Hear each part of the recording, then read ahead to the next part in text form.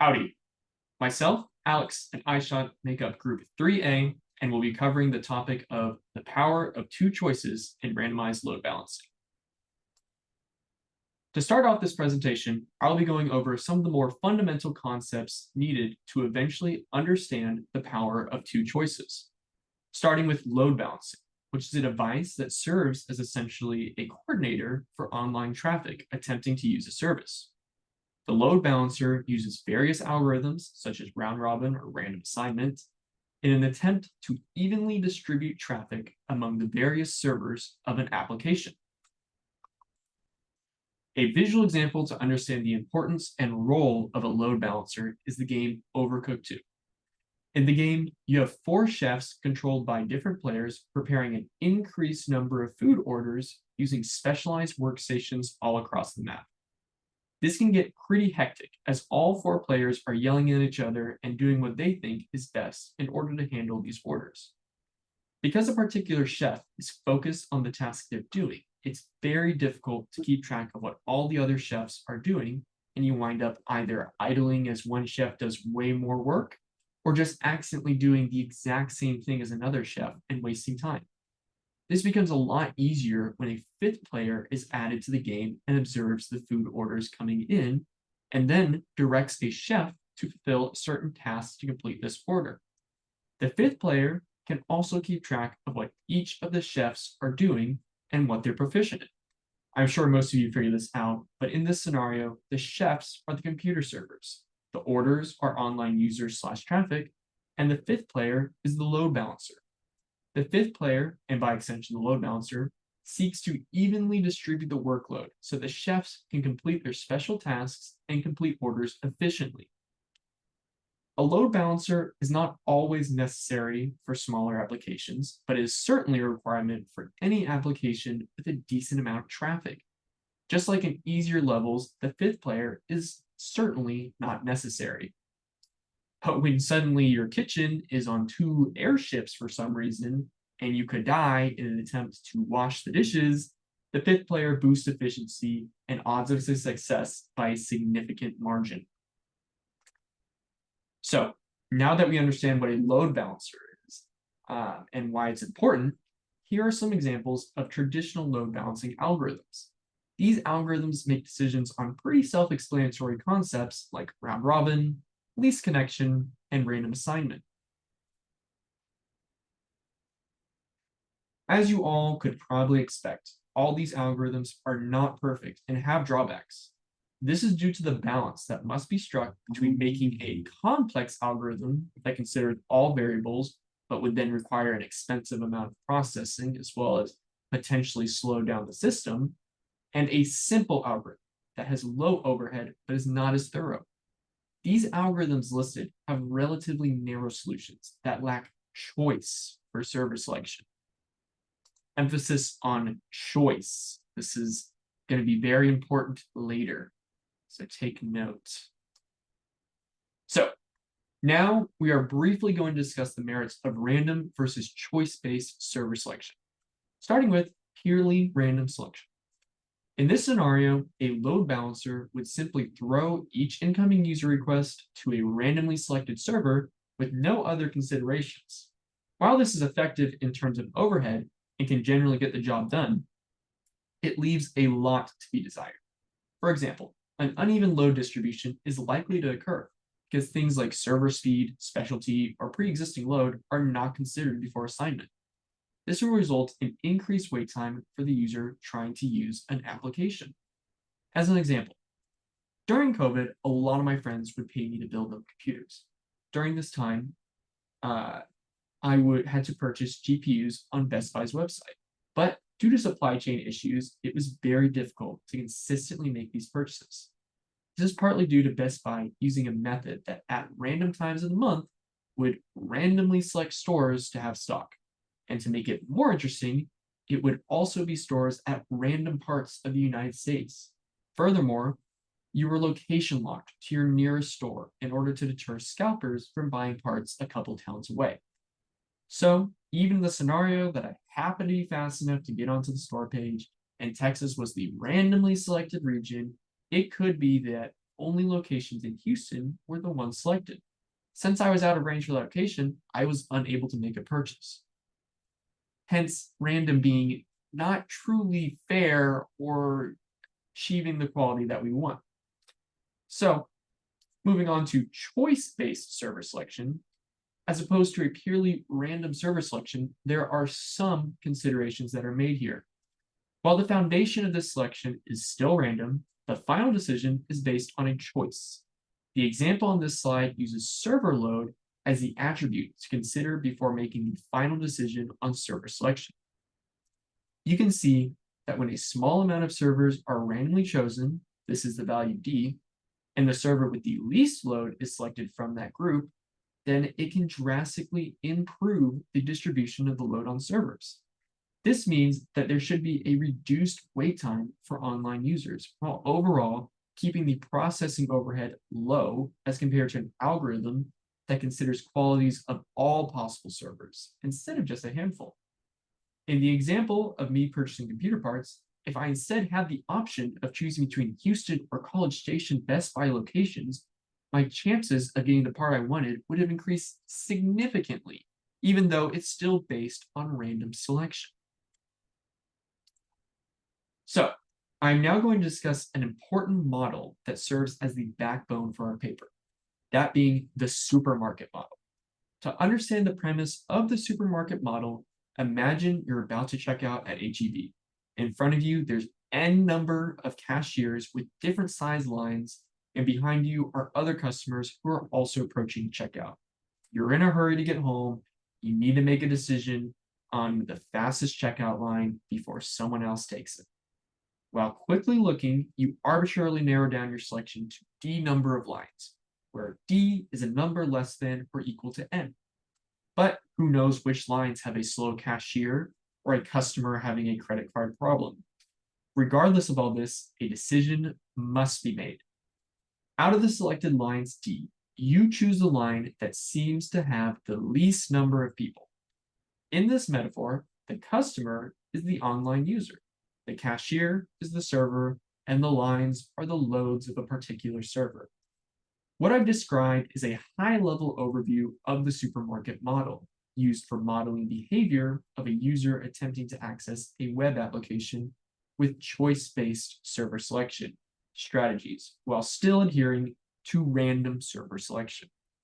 We're going to move on to looking at more of the technical aspects of it, but it's important to understand this high-level overview and paint a picture of this HEB example to help you understand.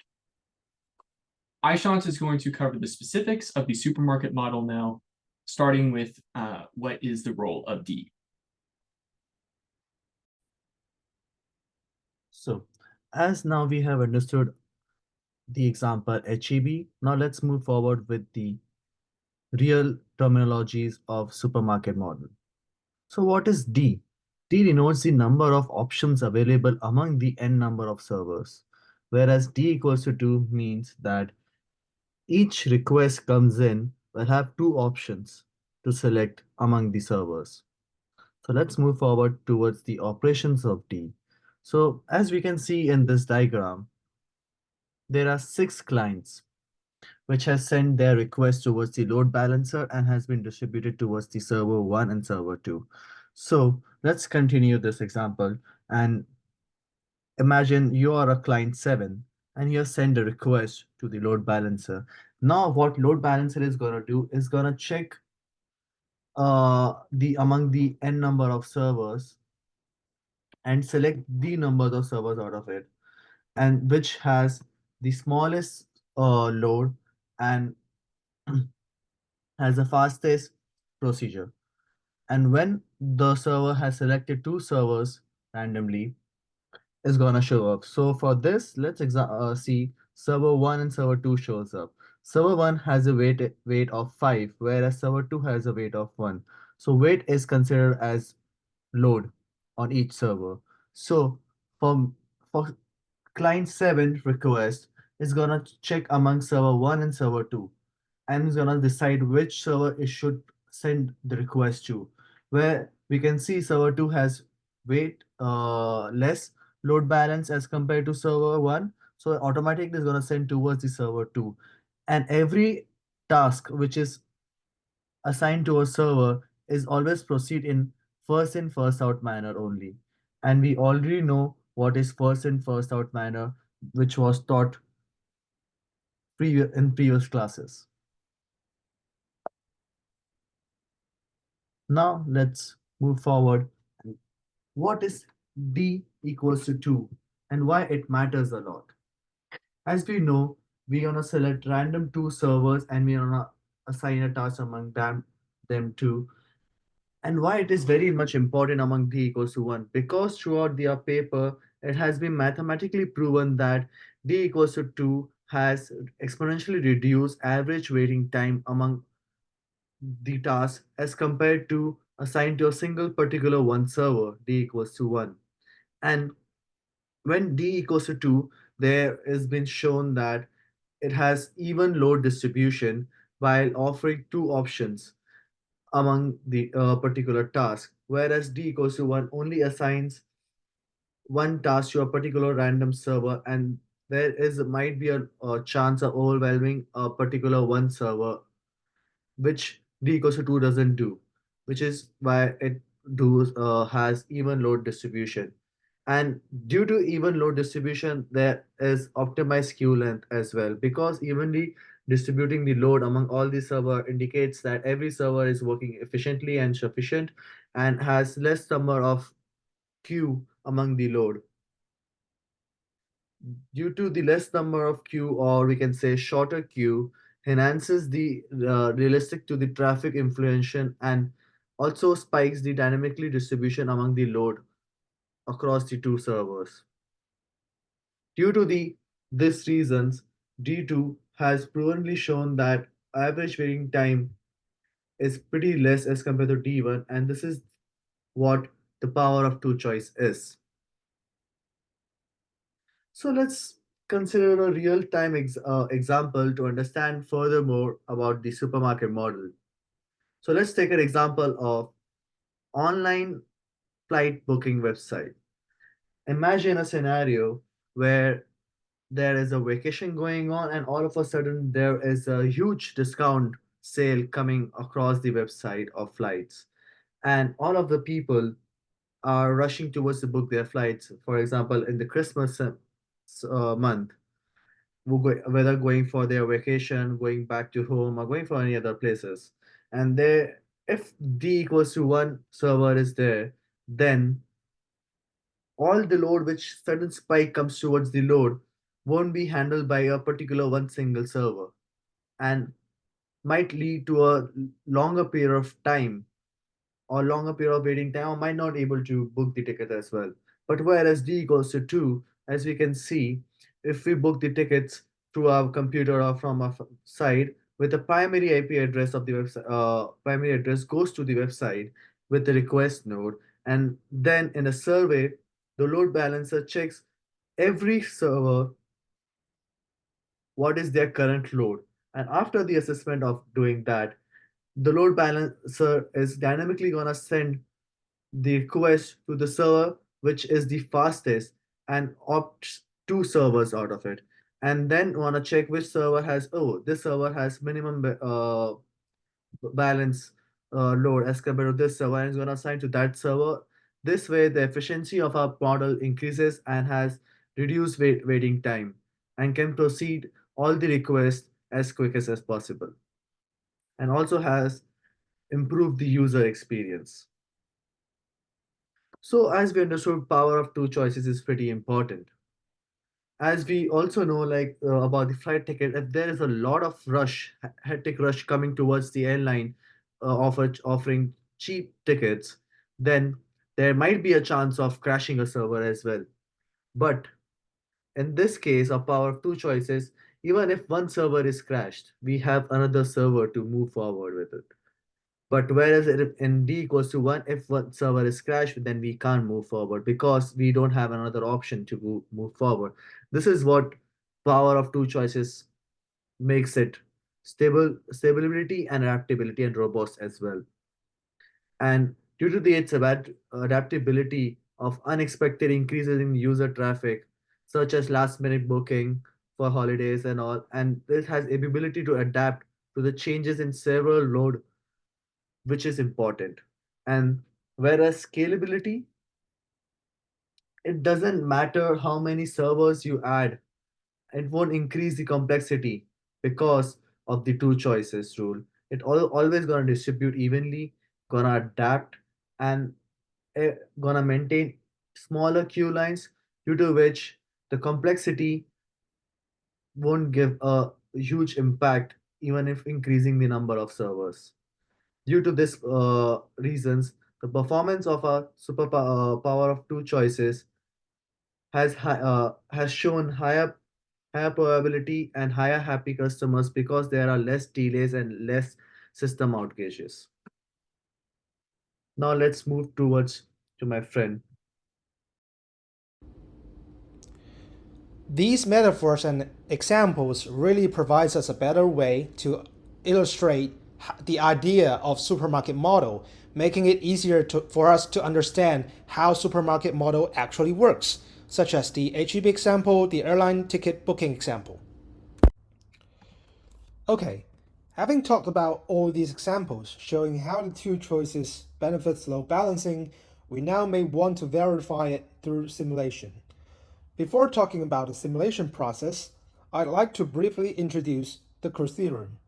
Coase theorem is the basis that correlates finite systems and limiting systems, where supermarket model is one of the density-dependent family of jump Markov process examples that belongs to these kind of systems.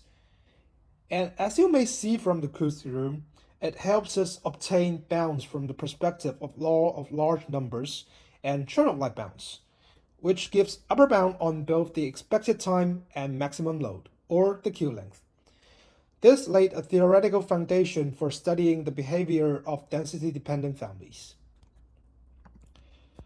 So with the Coase theorem, we can now move on to the simulation process. The author conducted simulations based on the supermarket model with choices made without replacement, utilizing a system of 100 queues at varying arrival rates with up to 95% of service rate. Also, the initial 10,000 time steps is ignored to reach equilibrium. And we can tell from the previous table that with choices equals 2, our predictions are achieved with a few percent of simulation results for arrival rates up to 95% of capacity. And even at 99% capacity, predictions were within 10% accuracy when 2 queues were selected.